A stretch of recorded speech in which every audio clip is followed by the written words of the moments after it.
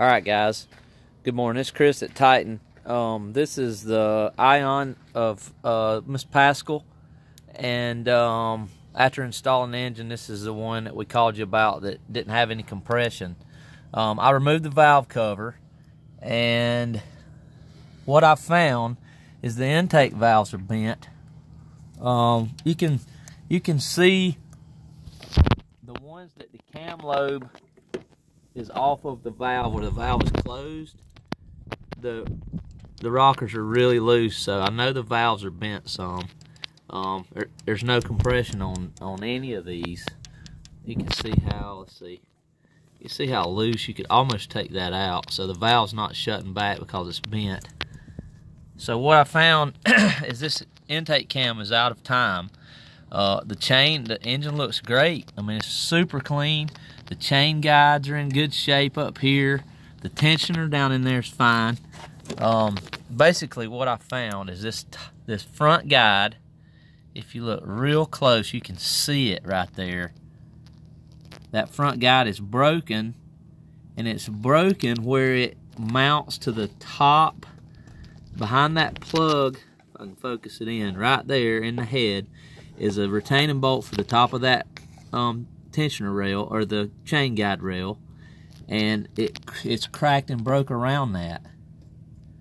Now, only thing that I can say is I did notice I put a rear main seal. I had to take the flywheel off of this engine because it was a manual flywheel and had to put the flex plate on.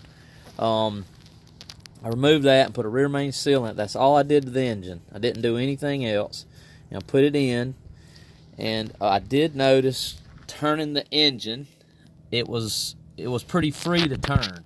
But a lot of these Saturn 19s and Saturn or Ecotec 22s, when they sit on the shelf, the valves will get open from lifters getting pumped up or something, and you have to spin them a lot to get them to start, and that's just sort of normal.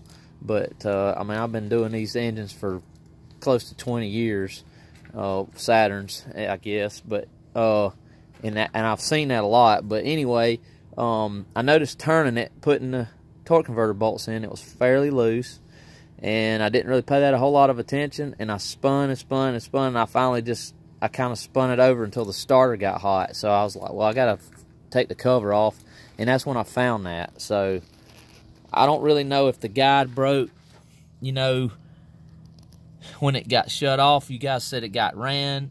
Sometimes I've seen the guides break when it got shut off. I don't know if it broke when I started it over. But I do not see any reason why this engine should have had a timing chain and all that stuff replaced. I mean, it's clean as a whistle. It looks like there's no way that's got a lot of miles on it.